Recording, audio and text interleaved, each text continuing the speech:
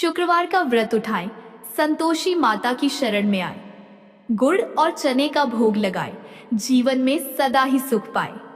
संतोषी माता की जय। बोलिए मित्रों, जय मां संतोषी। हे मां संतोषी, आप हम सभी भक्तों पर अपनी कृपा सदा ही बनाए रखना। तो चलिए प्रिय माताओं, बहनों, देवियों, संतोषी माता के चरण कमलों का ध्यान करते हुए सुनते हैं शुक्रवार व्रत की बहुत ही सुंदर कथा। प्राचीन समय की बात है, एक गांव में एक बुढ़िया रहा करती थी। उस बुढ़िया के 7 पुत्र थे। 6 कमाने वाले थे और एक पुत्र कमाता नहीं था। उसके 7 बेटों की शादी हो चुकी थी और सबसे छोटे वाले बेटे की शादी एक अति गुणवान और सुशील कन्या के साथ संपन्न हुई थी। बुढ़िया अपने 6 बहुओं बेटों को बहुत प्यार करती थी, लेकिन अपने 7वें पुत्र का विवाह होने के बाद अपनी सबसे छोटी बहू से घर के सारे काम करवाती, पर उसे ठीक से खाना भी नहीं देती थी। यह सब बुढ़िया का 7वां बेटा देखता, पर अपनी माँ से कुछ भी नहीं कह पाता था, जिस कारण उसकी बहू दिन भर काम में लगी रहती थी। वो उपले थापती, रोटी रसोई करती, बर्तन साफ करती, कपड़े धोती और इसी में उसका सारा समय बीत जाता था। बुढ़िया भी अपने 6 बेटों की रसोई बनाती और उन्हें अच्छा भोजन कराती, और पीछे से जो कुछ जूठन बचता सो 7वें बेटे को उठाकर दे देती थी। बुढ़िया का 7वां बेटा बड़ा ही भोला भाला था। वो अपने मन में किसी भी प्रकार का कोई गलत विचार नहीं करता था। एक दिन वो लड़का अपनी बहू से बोला, देखो प्रिय, मेरी माता का मुझ पर कितना प्यार है। यह सुनकर उसकी पत्नी बोली, क्यों नहीं, आपकी माता का आप पर बहुत प्यार है कि सबका बचा हुआ जूठन तुमको खिलाती है। वह बोला, भला ऐसा भी कहीं हो सकता है? मेरी माँ ऐसा कभी नहीं कर सकती।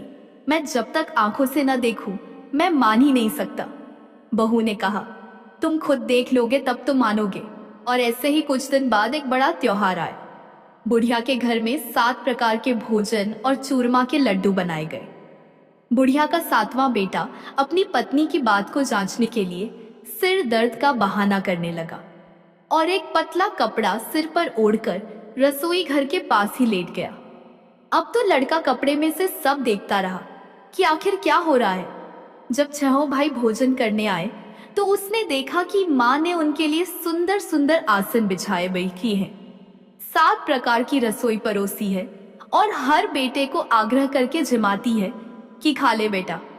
7वां बेटा कपड़े के पीछे ये सब देख रहा था। 6 भाई भोजन करके उठे, तब बुढ़िया ने उनकी झूठी थालियों में से लड्डुओं के टुकड़ों को उठाया और एक लड्डू बना दिया। जूठन साफ कर बुढ़िया ने 7वें बेटे को पुकारा कि उठो बेटा, 6 भाई भोजन कर गए, अब तू ही बाकी है, उठना, कब खाएगा? यह सब देखकर 7वां बेटा कहने लगा, माँ मुझे भोजन नहीं करना, मैं धन कमाने के लिए परदेश जा रहा हूँ। माँ को बेटे की बात पसंद आ गई कि बेटा परदेश जाएगा तो बहुत सारा धन कमा कर लाएगा। बुढ़िया ने अपने बेटे को जाने की आज्ञा दे दी और कहा कि कल जाता हो तो आज ही जा। वह बोला, हाँ हाँ, आज ही जा रहा हूँ। यह कहकर वह घर से निकल गया। चलते समय उसे अपनी पत्नी की याद आई। वह गौशाला में उपले थाप रही थी। वहीं पर जाकर वो अपनी पत्नी से बोला, हम जावे हैं परदेश को, आगे सो कुछ काल, तुम रहियो संतोष से, धर्म आपनो पाल। वह बोली, जाओ पिया आनंद से, हमरु सोच हटाए, राम भरोसे हम रहें, ईश्वर तुम्हें सहाय। पत्नी बोली, देय निशानी आपनी, देख धरू मैं धीर, सुधी हमरी मति बिसारियो, रखियो मन गंभीर। वो बोला कि मेरे पास तुम्हें देने के लिए तो कुछ भी नहीं है, बस यह एक अंगूठी है, सो ले लो और अपनी कुछ निशानी मुझे भी दे दो। वह बोली, मेरे पास आपको देने के लिए क्या है? इतना कहकर वह पति के चरणों में गिरकर रोने लगी। इससे पति के जूतों पर गोबर से सने हाथों से छाप बन गई। वह घर से चल दिया और कई दिनों तक चलता रहा और चलते चलते वो एक दूर देश में जा पहुंचा। वहां पर एक बड़े साहूकार की दुकान थी। वहां जाकर वो कहने लगा, सेठ जी, मुझे धन की बहुत आवश्यकता है, मुझे आप नौकरी पर रख लो। साहूकार को भी काम के लिए एक व्यक्ति की जरूरत थी, तो वह बोला कि ठीक है, रह जाओ। लड़के ने पूछा कि साहूकार जी, वेतन क्या दोगे? साहूकार ने कहा, तुम्हारा काम देखकर दाम मिलेंगे। और ऐसा कहकर उसको साहूकार के यहाँ नौकरी मिल गई। वह रोज सवेरे 7 बजे से रात तक सेठ के पास नौकरी करने लगा। कुछ ही दिनों में वो लड़का दुकान का सारा लेन देन, हिसाब किताब, ग्राहकों को माल बेचना, सारा काम करने लगा। साहूकार के 7 से 8 नौकर थे। वे सब चक्कर खाने लगे कि यह तो बहुत होशियार बन गया है। सेठ ने भी लड़के का काम देखा और 3 महीने में ही उसे आधे मुनाफे का साझीदार बना लिया। इसी प्रकार से समय बीता और वह लड़का 12 वर्ष में ही नामी सेठ बन गया। अब तो मालिक सारा कारोबार उस पर छोड़कर बाहर चला गया। संतोषी माता व्रत कथा के अनुसार अब बहू पर क्या क्या बीत रही है, सो आप सुनो। बेटे के जाने के बाद सास अपनी बहू को बहुत दुख देने लगी। सास सारी गृहस्थी का काम करवाकर बहू को लकड़ी लेने जंगल में भेज देती। इस बीच घर की रोटियों के आटे से जो भूसी निकलती उसकी रोटी बनाकर रख दी जाती और फूटे नारियल के खोपरे में पानी पीने के लिए दिया जाता। और इस तरह उस दुखियारी के दिन बीत रहे थे। पति के जाने बाद बहू पर सास के अत्याचार धीरे धीरे और ज्यादा बढ़ते चले गए। एक दिन बहू इस सब से दुखी होकर मंदिर चली गई। वहां उसने देखा कि बहुत सी स्त्रियां कोई पूजा कर रही थी। उसने स्त्रियों से उस व्रत के बारे में जानकारी ली तो वे बोली कि हम संतोषी माता का व्रत कर रही हैं। इससे जीवन के सभी प्रकार के कष्टों का नाश होता है और जीवन में सुख समृद्धि आती है। निपुत्र को पुत्र मिलता है, प्रीतम बाहर गया हो तो जल्दी अपने घर को आता है, कुंवारी कन्या को मनपसंद वर मिलता है, सब तरह की सुख शांति प्राप्त होती है और जो कुछ मन में कामना हो वे सब इस संतोषी माता की कृपा से पूरी हो जाती है। उन स्त्रियों ने उसे बताया कि शुक्रवार को नहा धोकर एक लोटे में शुद्ध जल ले, गुड़ चने का प्रसाद बना लेना तथा सच्चे मन से माँ का पूजन करना। हर शुक्रवार को निराहार रह संतोषी माँ की कथा कहना सुनना। इसके बीच व्रत का क्रम टूटे नहीं, सो लगातार इस नियम का पालन करना। साथ में कथा सुनने वाला कोई न मिले तो घी का दीपक जलाकर उसके आगे जल के पात्र को रखकर कथा कहना। जब तक कार्य सिद्ध न हो नियम पालन करना और कार्य सिद्ध हो जाने पर ही व्रत का उद्यापन करना। 3 मास में माता व्रत का फल पूरा करती है। यदि किसी के खोटे ग्रह हो तो भी माता 1 वर्ष में अवश्य कार्य को सिद्ध करती है। इसलिए कार्य सिद्ध होने पर ही उद्यापन करना चाहिए, बीच में नहीं। उद्यापन में 2.5 सेर आटे का खाजा तथा इसी परिमाण से खीर तथा चने का साग तैयार करना। 8 लड़कों को भोजन कराना। जहां तक मिले देवर जेठ भाई बंधु कुटुंब के लड़के लेना, न मिले तो रिश्तेदारों और पड़ोसियों के लड़के बुलाना, उन्हें भोजन कराना, यथाशक्ति दक्षिणा देना और माता का व्रत पूरा करना। इस दिन खटाई भूलकर भी मत खाना और न ही किसी को खाने को देना और दिन में 1 वक्त भोजन करना। उन महिलाओं से व्रत का सारा विधान सुनकर अब तो बहू हर शुक्रवार को पूरी सच्ची श्रद्धा से संतोषी माता का व्रत करने लगी। संतोषी माता की कृपा से कुछ ही दिनों के बाद उसे अपने पति का पत्र मिला, साथ ही पति के भेजे हुए पैसे भी आ गए। यह सब देखकर जेठानी मुंह सिकोड़ने लगी और बोली, इतने दिनों में पैसा आया, इसमें क्या बड़ाई है। लड़के ताने देने लगे। काकी के पास अब पत्र आने लगे, रुपया आने लगा। अब तो काकी की खातिर बढ़ेगी, अब तो काकी बुलाने से भी नहीं बोलेगी। बेचारी सरलता से कहती, भैया पत्र आवे, रुपया आवे तो हम सबके लिए अच्छा है। ऐसा कहकर आंखों में आंसू भरकर संतोषी माता के मंदिर में आकर मातेश्वरी के चरणों में गिरकर रोने लगी और बोली कि माँ, मैंने तुमसे पैसा नहीं मांगा, मुझे पैसे से क्या काम है, मुझे तो अपने सुहाग से काम है, मैं तो अपने स्वामी के दर्शन और सेवा मांगती हूँ। तब माता ने प्रसन्न होकर कहा, जा बेटी, तेरा स्वामी बहुत जल्दी तेरे पास आएगा। यह सुनकर वह खुशी से बावली हो गई और घर में जा काम करने लगी। अब संतोषी माँ विचार करने लगी कि इस भोली भाली पुत्री से मैंने कह तो दिया तेरा पति आएगा, पर कहाँ से? वह तो स्वप्न में भी इसे याद नहीं करता, उसे याद दिलाने मुझे जाना पड़ेगा। इस तरह माता बुढ़िया के बेटे के पास स्वप्न में प्रकट होकर कहने लगी, साहूकार के बेटे, सोता है या जागता है? वह बोला, माता सोता भी नहीं हूँ, जागता भी नहीं हूँ, बीच में ही हूँ, कहो क्या आज्ञा है। माँ कहने लगी, तेरा घर बार कुछ है या नहीं। वह बोला, मेरा सब कुछ है माता, माँ बाप भाई बहन बहू, क्या कमी है। माँ बोली, पुत्र, तेरी स्त्री घोर कष्ट उठा रही है, माँ बाप उसे दुख दे रहे हैं, वह तेरे लिए तरस रही है, तू उसकी सुध ले। वह बोला, हाँ माता, यह तो मुझे मालूम है, परंतु मैं जाऊं तो जाऊं कैसे। परदेश की बात है, लेन देन का कोई हिसाब नहीं, कोई जाने का रास्ता नजर नहीं आता, मैं कैसे चला जाऊं। माँ कहने लगी, मेरी बात मान, सवेरे नहा धोकर संतोषी माता का नाम ले और एक घी का दीपक जला। दंडवत होकर दुकान पर जाकर बैठना, देखते ही देखते तेरा लेन देन सब चुकता हो जाएगा, जमा माल बिक जाएगा, सांझ होते होते धन का ढेर लग जाएगा। जब सवेरे उठकर उसने लोगों से अपने सपने की बात कही तो वे सब उसकी बात अनसुनी कर खिल्ली उड़ाने लगे कि कहीं सपने भी सच होते हैं। पर एक बूढ़ा बोला, देख भाई, मेरी बात मान, इस प्रकार साथ झूठ करने के बदले देवता ने जैसा कहा है वैसा ही करने में तेरा क्या जाता है। वह बूढ़े की बात मान, स्नान कर संतोषी माँ को दंडवत कर घी का दीपक जला दुकान पर जा बैठा। थोड़ी देर में वह क्या देखता है कि देने वाले रुपया लाए, लेने वाले हिसाब लेने लगे। कोठे से भरे सामानों के खरीदार नकद दाम में सौदा करने लगे। शाम तक धन का ढेर लग गया। माता का चमत्कार देख प्रसन्न होकर मन में माता का नाम लेकर अपने घर ले जाने के लिए गहना कपड़ा खरीदने लगा और वहां के काम से निपटकर वह घर को रवाना हुआ। वहां बहू बेचारी जंगल में लकड़ी लेने जाती है। लौटते वक्त माँ के मंदिर पर विश्राम करती है। वह तो उसका रोजाना रुकने का स्थान था। दूर से धूल उड़ती देख वह माता से पूछती है, हे माता, यह धूल कैसी उड़ रही है। माँ कहती है, हे पुत्री, तेरा पति आ रहा है। अब तू ऐसा कर, लकड़ियों के 3 बोझ बना ला, एक नदी किनारे रख, दूसरा मेरे मंदिर पर और तीसरा अपने सिर पर रख। तेरे पति को लकड़ी का गट्ठा देखकर मोह पैदान बास पैदा होगा।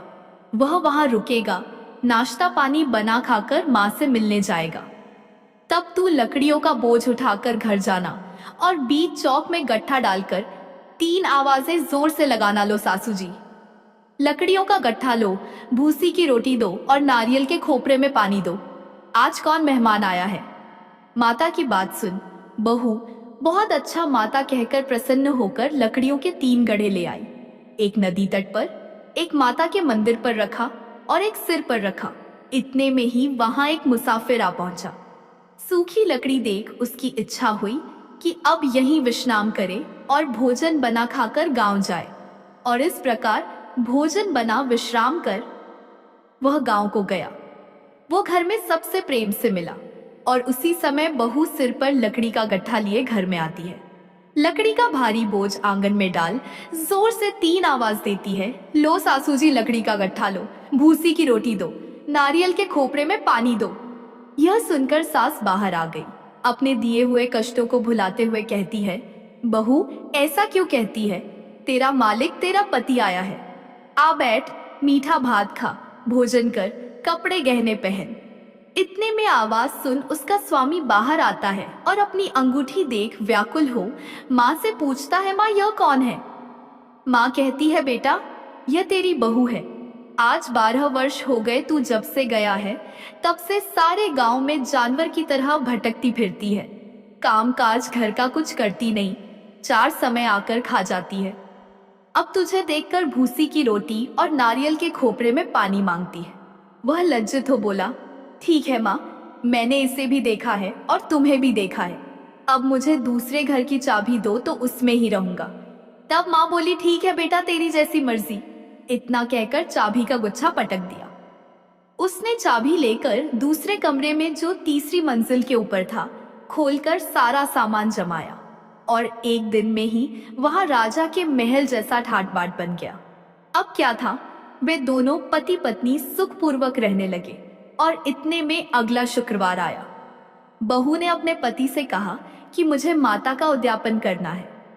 पति बोला, बहुत अच्छा, खुशी से करो। और वह तुरंत ही उद्यापन की तैयारी करने लगी। जेठ के लड़कों को भोजन के लिए कहने गई।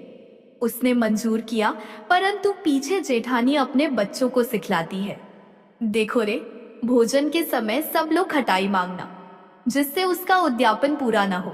लड़के झीमने आए, खीर पेट भरकर खाई, परंतु याद आते ही कहने लगे, हमें कुछ खटाई दो, खीर खाना हमें भाता नहीं, देखकर अरुचि होती है।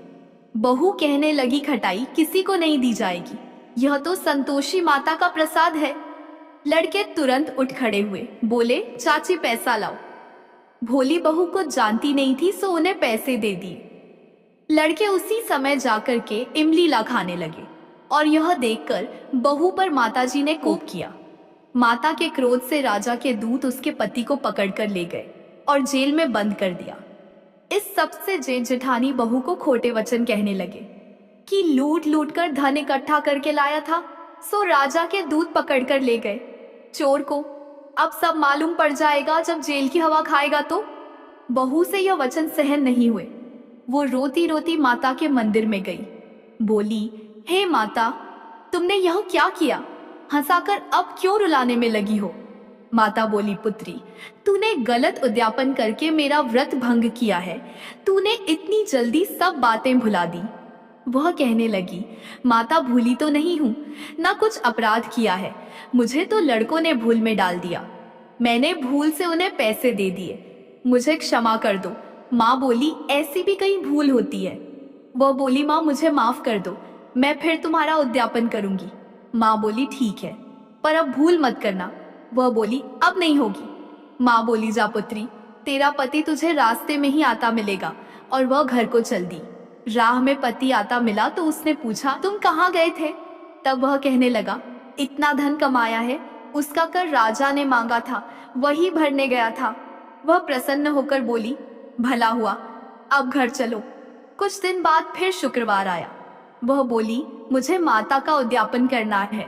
पति ने कहा, ठीक है, करो। वह फिर जेठ के लड़कों से भोजन करने को कहने गई तो जेठानी ने एक दो बातें सुनाई और लड़कों को सिखा दिया कि तुम पहले ही खटाई मांगना। लड़के कहने जगह, हमें खीर नहीं खाना, जी बिगड़ता है, कुछ खटाई खाने को देना। वह बोली, खटाई खाने को नहीं मिलेगी, आना हो तो आओ।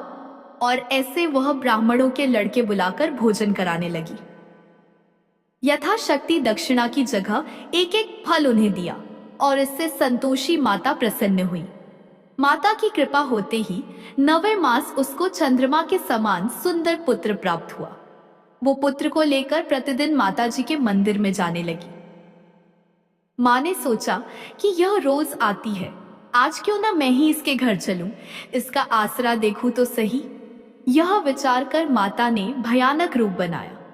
गुड़ और चने से सना मुख, ऊपर सून के समान होंठ, उस पर मक्खियां भिन भिना रही थी।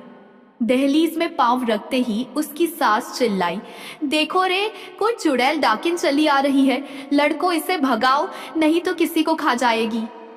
लड़के डरने लगे और चिल्लाकर खिड़की बंद करने लगे। यह सब बहू रोशनदान में से देख रही थी।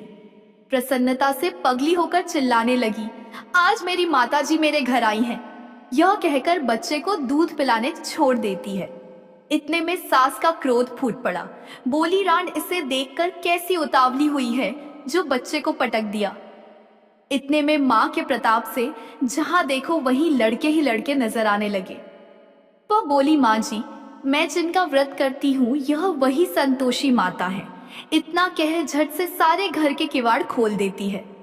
सबने माता के चरण पकड़ लिए और विनती कर कहने लगे, हे माता, हम मूर्ख हैं, हम अज्ञानी हैं, पापी हैं। तुम्हारे व्रत की विधि हम नहीं जानते। तुम्हारा व्रत भंग कर हमने बहुत बड़ा अपराध किया है। हे माता, आप हमारा अपराध क्षमा करो। इस प्रकार माता प्रसन्न हुई और सभी को आशीर्वाद दिया। माता, आपने बहू को जैसा फल दिया वैसा सबको देना। जो भी भक्त माता की यह कथा पढ़े उसका हर मनोरथ पूर्ण हो। तो बोलिए प्रेम से, संतोषी माता की जय।